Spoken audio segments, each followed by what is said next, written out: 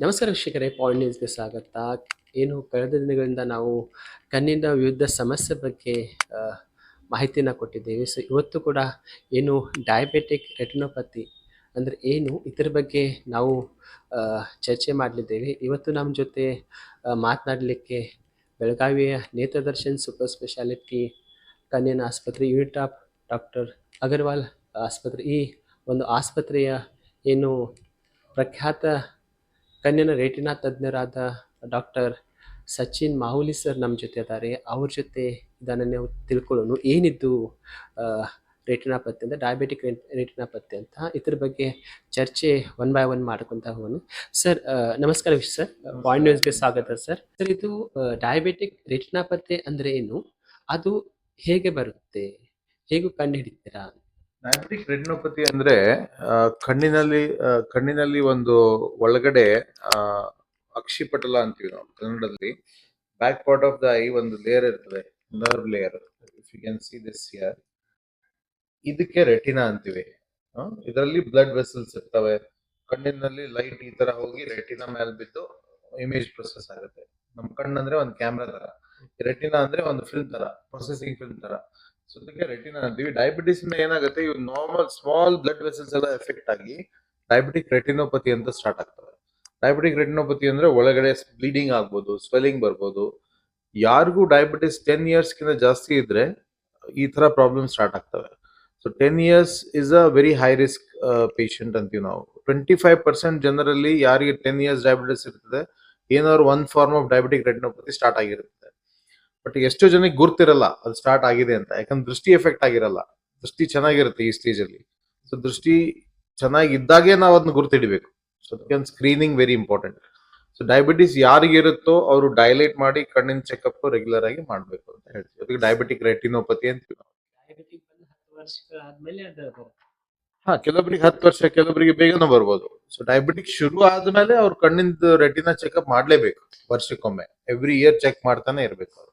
Sir, ಇನ್ನೊಂದು ಏನಂತಂದ್ರೆ, ಈ ಡಯಾಬಿಟಿಕ್ ರೆಟಿನಾಪತಿ ಇದೆ, ಅದು ಪ್ರಮುಖ ಲಕ್ಷಣಗಳು ಹೇಗಿರುತ್ತೆ?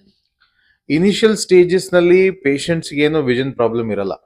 ಇನಿಷಿಯಲ್ ಸ್ಟೇಜಸ್ ಅಂದ್ರೆ ಅದಕ್ಕೆ ಮೈಲ್ಡ್ ಸ್ಟೇಜ್, ಮಾಡರೇಟ್ ಸ್ಟೇಜ್ ನಲ್ಲಿ ವಿಷನ್ ಪ್ರಾಬ್ಲಮ್ ಇರಲ್ಲ. ಅಡ್ವಾನ್ಸ್ ಸ್ಟೇಜಸ್ ನಲ್ಲಿ ವಿಷನ್ ಪ್ರಾಬ್ಲಮ್ ಸ್ಟಾರ್ಟ್ ಆಗುತ್ತೆ. ವಿಷನ್ ನಲ್ಲಿ ಕರೆ ಕರೆ ಚಿಕ್ಕಿ ಬಂದಂಗ ಆಗೋದು, ಬ್ಲಾಕ್ ಸ್ಪಾಟ್ಸ್ ಬಂದಂಗ ಆಗೋದು, ಸೆಂಟರ್ ವಿಷನ್ ಬ್ಲರ್ ಅನ್ಸೋದು, ಒಂದು ಬ್ರೋಕನ್ ಕಾಜ್ ನಿಂದ ನೋಡಿದ್ರೆ ಹೇಗೆ ಕಾಣಿಸುತ್ತಲ್ಲ ಆ ತರ ಕಾಣಿಸೋಕ್ ಸ್ಟಾರ್ಟ್ ಆಗುತ್ತೆ. ಸೊ ಅವೆಲ್ಲ there early signs of diabetic retinopathy. ಮುಖ್ಯ ಅಂದ್ರೆ ಏನು, ಈ ಸ್ಟೇಜ್ ಕಿಂತ ಮುಂಚೆನೆ ನಾವು ಕಂಡಿಡಿದ್ರೆ results of treatment will be better. ಅಂದ್ರೆ ಈ ವಿಷನ್ ಎಫೆಕ್ಟ್ ಆಗೋಕ್ಕಿಂತ ಮುಂಚೆನೆ ನಾವು ಕಂಡಿಡಿಬೇಕು ಅದನ್ನೇ. ಅದಕ್ಕೆ ಸ್ಕ್ರೀನಿಂಗ್ ಬೇಕಾಗುತ್ತೆ. ನಿಮ್ ವಿಷನ್ ನಾರ್ಮಲ್ ಇದ್ರೂ ಸುಧಾ ರೆಗ್ಯುಲರ್ ಚೆಕ್ಅಪ್ ಮಾಡ್ಲೇಬೇಕು ಡಯಾಬಿಟಿಕ್ ಪೇಷಂಟ್ಸ್. ಸೊ ನಾವು ಅರ್ಲಿ ಸ್ಟೇಜ್ ಅಲ್ಲಿ ಡಿಟೆಕ್ಟ್ ಮಾಡಿದ್ರೆ ಟ್ರೀಟ್ ಮಾಡಬಹುದು ಅದನ್ನ. ಸರ್, ಮತ್ತೊಂದು ಇದು ಮಧುಮೆ ರೆಟಿನಾ ಏನಿದೆಯಲ್ಲ, ಅದು ಪ್ರಮುಖ ಕಾರಣಗಳ ಏನಾಗಿರ್ಬೋದು ಸರ್? ಸೊ ಡಯಾಬಿಟಿಕ್ ರೆಟಿನೋಪತಿ ಆಗ್ಲಿಕ್ಕೆ ಪ್ರಮುಖ ಕಾರಣ ಏನಂದ್ರೆ, ಒಂದು first and foremost duration of diabetes. If the duration is more, the risk is more. Second, uncontrol diabetes.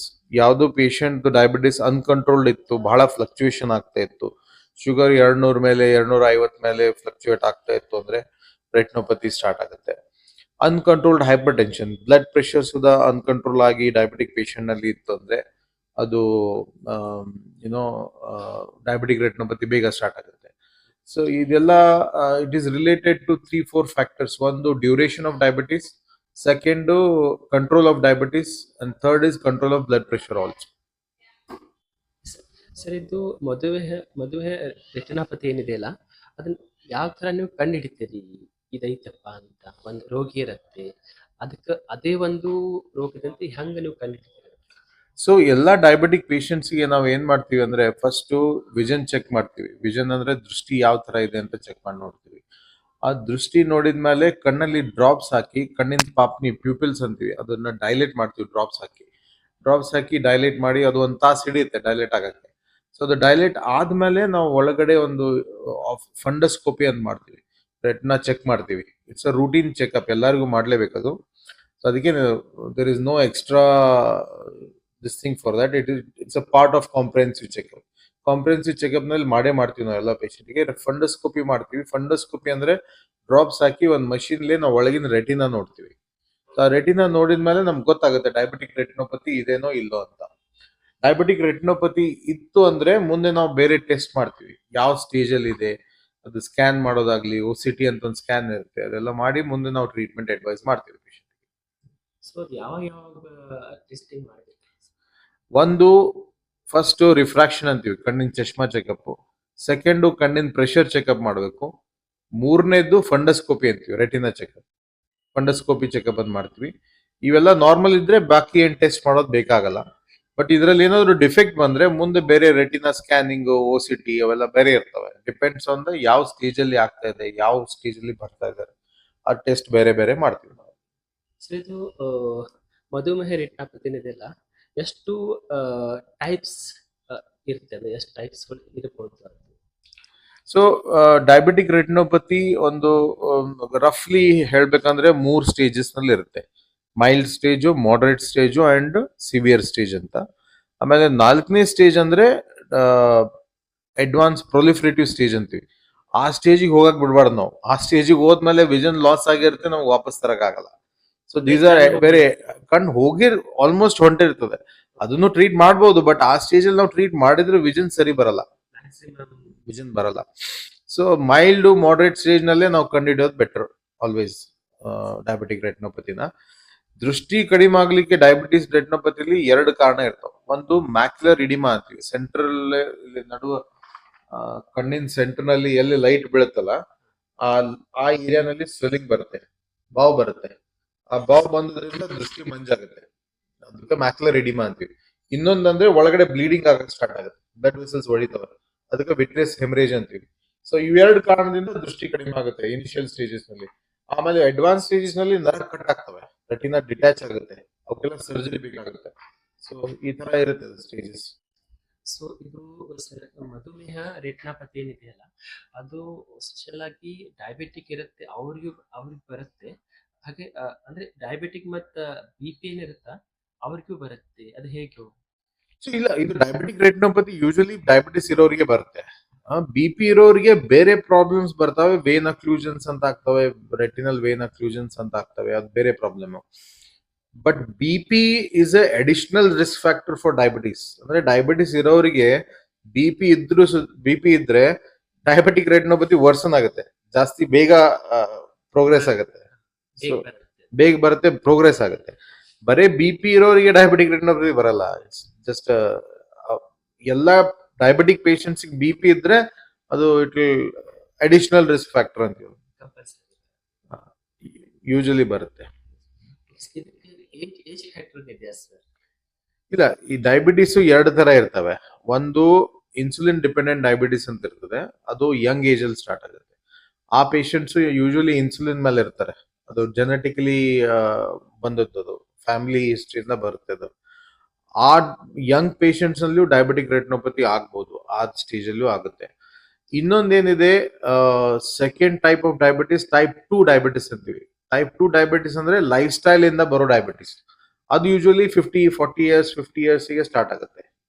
So 2 ತರ ಡಿಫ್ರೆಂಟ್. ಟೈಪ್ 1 ಅಂದ್ರೆ ಮೊದಲು ಸಣ್ಣ ಹುಡುಗರಲ್ಲೇ ಸ್ಟಾರ್ಟ್ ಆಗುತ್ತೆ. ಟೈಪ್ 2 ಅಂದ್ರೆ ಸ್ವಲ್ಪ ಓಲ್ಡ್ ಏಜ್ ಇಂದ ಸ್ಟಾರ್ಟ್ ಆಗುತ್ತೆ. ಓಲ್ಡ್ ಏಜ್ ಅಂದ್ರೆ ಮಿಡ್ಲ್ ಏಜ್ ಸ್ಟಾರ್ಟ್ ಆಗುತ್ತೆ, ಅರೌಂಡ್ 50. ಯಾವ್ದು ಏಜ್ ಅದು ಬರುತ್ತೆ ಡಯಾಬಿಟಿಕ್? ಅದು ಚೆಕ್ ಮಾಡಿ ನೋಡ್ಬೇಕು, ಯಾವ್ದು ಏಜಿಗೆ ಬರ್ಬೋದು. ಅದು ನಿಮ್ ಲೈಫ್ ಸ್ಟೈಲ್ ಮೇಲೆ, ನಿಮ್ ರಿಸ್ಕ್ ಫ್ಯಾಕ್ಟರ್ ಮೇಲೆ, ಫ್ಯಾಮಿಲಿ ಹಿಸ್ಟ್ರಿ ಮೇಲೆ ಅವನ್ನೆಲ್ಲ ನಾವು ಕಂಡುಹಿಡಿತೀವಿ.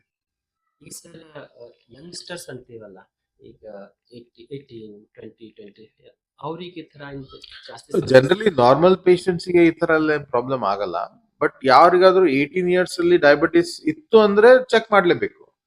ಅಂದ್ರೆ ಫ್ಯಾಮಿಲಿನಲ್ಲಿ ಇರುತ್ತೆ ಯೂಶಲಿ ಅದು. ಆ ಏಜ್ ನಲ್ಲಿ ಬರೋ ಡಯಾಬಿಟಿಸ್ ಅದು ಟೈಪ್ 1 ಅಂತೀವಿ, ಟೈಪ್ 1 ಡಯಾಬಿಟಿಸ್. ಅದು ಇತ್ತಂದ್ರೆ ಅದನ್ನು ರೆಟಿನಾ ಚೆಕ್ ಮಾಡ್ಲೇಬೇಕು, ಅವ್ರಿಗೂ ಆಗ್ಬೋದು. ನಾರ್ಮಲಿ ಆಗಲ್ಲ, ಆ ಏಜ್ ಅಲ್ಲಿ ಆಗಲ್ಲ.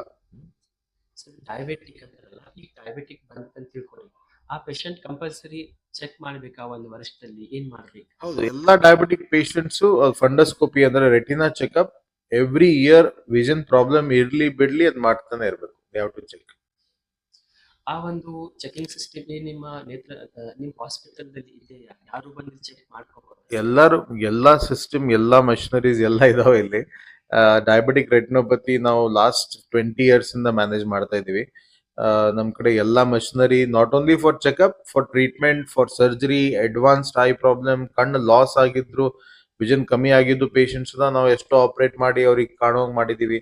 So there are so many treatment modalities, surgery ಇದೆ, ಲೇಸರ್ ಇದೆ, ಅವೆಲ್ಲ we can treat it. Suppose ಒಂದ್ ವ್ಯಕ್ತಿಗೆ ಈಗ ಪ್ರಾರಂಭದಲ್ಲಿ ಈಗ ಅವ್ರಿಗೆ ಜಸ್ಟ್ ಗೊತ್ತಾಗಿದೆ ಒಂದು 6 ತಿಂಗಳ ಹಿಂದೆ ನಮ್ಗೆ ಈಗ ಶುಗರ್ ಅಂದ್ರೆ ಡಯಾಬಿಟಿಸ್, ಸೊ ಅವ್ರಿಗೆ ಯಾವ ತರ ಏನ್ ಹೇಳ್ತೀರಿ, ಸಲಹೆಗಳು ಕೊಡ್ತೀರಿ? ಅಲ್ಲ, ಈಗ ನಿಮಗೆ ರೀಸೆಂಟ್ ಸ್ಟಾರ್ಟ್ ಆಗಿದ್ರೆ ನೀವು ಡಯಾಬಿಟಾಲಜಿಸ್ಟ್ ಕಡೆ ರೆಗ್ಯುಲರ್ ಫಾಲೋ ಅಪ್ ಮಾಡಿ, ಡಯಟ್ ಫಾಲೋ ಅಪ್ ಮಾಡಿ, ಎಕ್ಸರ್ಸೈಸ್ ಫಾಲೋ ಅಪ್ ಮಾಡಿ, ಆಮೇಲೆ ಕಣ್ಣಿಂದು ವರ್ಷಕ್ಕೊಮ್ಮೆ ಡ್ರಾಪ್ಸ್ ಹಾಕಿ ರೆಟಿನಾ ಚೆಕ್ಅಪ್ ಮಾಡ್ಲೇಬೇಕು, ಕಂಪಲ್ಸರಿ ಮಾಡ್ತಾನೆ ಇರಬೇಕು. ಸರ್ ಇದನ್ನು ಕಂಟ್ರೋಲ್ ಯಾವ ತರ ಮಾಡ್ಬೇಕಂತ ಇದರ ಏನ್ರಿ ಸೊ ಇದು ಪ್ರೈಮರಿ ಕಣ್ಣಿನ ಪ್ರಾಬ್ಲಮ್ ಅಲ್ಲ, ಇದು ಶರೀರದ ಪ್ರಾಬ್ಲಮ್ ಕಣ್ಣಿಗೆ ಬರುತ್ತೆ.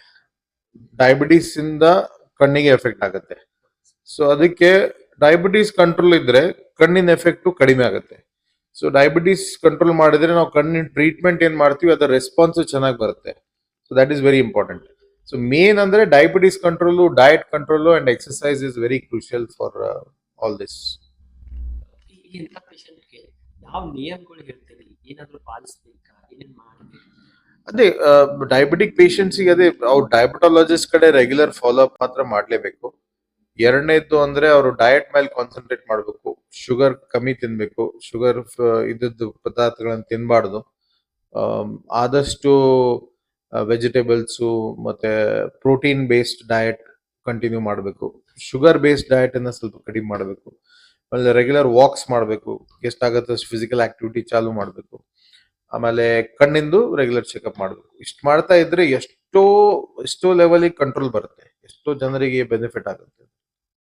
ಸರ್ ಇನ್ನೊಂದೇನಂದ್ರೆ ಈಗ ನಿಮ್ಮ ನೇತ್ರದರ್ಶನ್ ಸೂಪರ್ ಸ್ಪೆಷಾಲಿಟಿ ಅಂಡ್ ಕಣ್ಣಿನ ಆಸ್ಪತ್ರೆ, ಯೂನಿಟ್ ಆಫ್ ಡಾಕ್ಟರ್ ಅಗರ್ವಾಲ್ ಆಸ್ಪತ್ರೆ, ಕಣ್ಣಿನ ಆಸ್ಪತ್ರೆ, ಇಲ್ಲಿ ಇದರಲ್ಲಿ ಈ ಒಂದು ಟ್ರೀಟ್ಮೆಂಟ್ಗೋಸ್ಕರ ಏನಾದ್ರು ಆಫರ್ ಏನಾದ್ರು ಸ್ಪೆಷಲ್ ನೀವು ಮಾಡ್ತಾ ಇದ್ದೀರಾ ಈ ರೋಗಿಗಳಿಗೋಸ್ಕರ?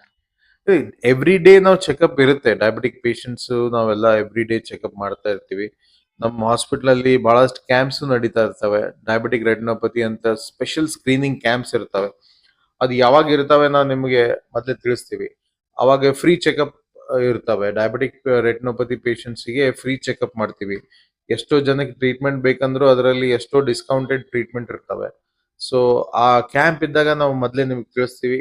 ಅವಾಗ ಅದನ್ನ ಬಹಳಷ್ಟು ಜನ ಬಂದು ಅದರ ಲಾಭ ತಗೋಬಹುದು. ಬೆನಿಫಿಟ್ ತಗೋಬಹುದು. ಸೊ ವೀಕ್ಷಕರೇ, ಇದಷ್ಟು ಏನಂತಂದ್ರೆ ಡಯಾಬಿಟಿಕ್ ರೆಟಿನಾಪತಿ ಬಗ್ಗೆ ನೇತ್ರ ತಜ್ಞರು ಡಾಕ್ಟರ್ ಸಚಿನ್ ಮಾವುಲಿ ಸರ್ ನಮಗೆ ಇದ್ರ ಬಗ್ಗೆ ಬಹಳಷ್ಟು ಮಾಹಿತಿಗಳನ್ನು ಕೊಟ್ಟಿದ್ದಾರೆ. ಸೊ ನಿಮಗೇನಾದರೂ ಆ ಥರ ಸಮಸ್ಯೆ ಇದ್ರೆ ನೀವು ಬಂದು ಇಲ್ಲಿ ಭೇಟಿ ಕೊಡ್ಬೋದು. ಎಲ್ಲಿಪ್ಪ ಅಂದ್ರೆ ಟಿಳಕವಾಡಿ ಹತ್ರ ಏನು ನೇತ್ರದರ್ಶನ್ ಸೂಪರ್ ಸ್ಪೆಷಾಲಿಟಿ ಕಣ್ಣಿನ ಆಸ್ಪತ್ರೆ, ಯೂನಿಟ್ ಆಫ್ ಡಾಕ್ಟರ್ ಕಣ್ಣಿನ ಆಸ್ಪತ್ರೆ ಈ ಒಂದು ಆಸ್ಪತ್ರೆಯಲ್ಲಿದೆ. ಇಲ್ಲಿ ಕಳೆದ 15 ವರ್ಷಗಳಿಂದ ಡಾಕ್ಟರ್ ಸಚಿನ್ ಸರ್ ಅವರು 70ರಿಂದ 80,000 ಒಂದು ಇನ್ನುವರೆಗೆ ಏನು ಸರ್ಜರಿ ಮಾಡಿದ್ದಾರೆ. ಸೊ ಬಹಳಷ್ಟು ಅನುಭವ ಅವರಿಗಿದೆ. ಹೀಗಾಗಿ ನೀವು ಇಲ್ಲಿ ಬಂದು ಇಲ್ಲಿ ನೀವು ಏನಾದರೂ ಸಮಸ್ಯೆ ಇದ್ರೆ ಇಲ್ಲಿ ನೀವು ತಗೋಬಹುದು. ಹಾಗೆ ಇತರ ಮತ್ತೊಂದೇಂತಂದ್ರೆ ಈ ತರ ಪೇಷಂಟ್ಗಳಿಗೋಸ್ಕರ ಅವರು ಸ್ಕೀಮ್ ಅನ್ನು ನಡೆಸ್ತಾರೆ, ಅಂದ್ರೆ ಆಫರ್ಸ್ಗಳು. ಸರ್ ಹೇಳಿದ್ರು ನಮಗೆ ಫ್ರೀ ಐ ಚೆಕ್ಅಪ್ ಇರ್ತೇವೆ, ಇದೆಲ್ಲ ಏನು ಚೆಕ್ಅಪ್ಗಳು ಇರ್ತಾವೆ, ಕ್ಯಾಂಪ್ ಇರ್ತವೆ. ಸೊ ಅದ್ರೊಂದು ಬೆನಿಫಿಟ್ ತಗೋಬಹುದು. ಅಲ್ಲಿ ನಿಮ್ಗೆ ಫ್ರೀ ಐ ಚೆಕ್ಅಪ್ ಕ್ಯಾಂಪ್ ಅನ್ನು ಕೊಡ್ತಾರೆ. ಸೊ ಇದಷ್ಟು ಏನಂತಂದ್ರೆ ಸರ್ ನಮ್ಗೆ ಮಾಹಿತಿ ಕೊಟ್ಟಿದ್ದಾರೆ. Thank you very much sir. ಮತ್ತಷ್ಟು ನಿಮ್ಗೆ ಏನಾದ್ರೆ ಕಣ್ಣಿನ ಬಗ್ಗೆ ಮಾಹಿತಿ ಬೇಕಾದ್ರೆ ನಮ್ಗೆ ಕಮೆಂಟ್ ಮಾಡ್ಬೋದು. ಇಲ್ಲಾದ್ರೆ ಮತ್ತಷ್ಟು ಮಾಹಿತಿ ಅಂದ್ರೆ ನಿಮ್ಗೆ ಬಹಳಷ್ಟು ಮಾಹಿತಿ ಬೇಕಾದ್ರೆ ಇಲ್ಲಿ ಏನು ನೇತ್ರದರ್ಶನ್ ಸೂಪರ್ ಸ್ಪೆಷಾಲಿಟಿ ಕಣ್ಣಿನ ಆಸ್ಪತ್ರೆ ಇದೆ, ಡಾಕ್ಟರ್ ಯೂನಿಟ್ ಆಫ್ ಅಗರ್ವಾಲ್ ಆಸ್ಪತ್ರೆ, ಇಲ್ಲಿ ಭೇಟಿಯಾಗಿ ಇಲ್ಲಿ ಒಂದು ಭೇಟಿ ಕೊಟ್ಟು ಇನ್ನಷ್ಟು ಮಾಹಿತಿಗಳನ್ನು ನೀವು ಪಡ್ಕೋಬಹುದು. ಧನ್ಯವಾದಗಳು.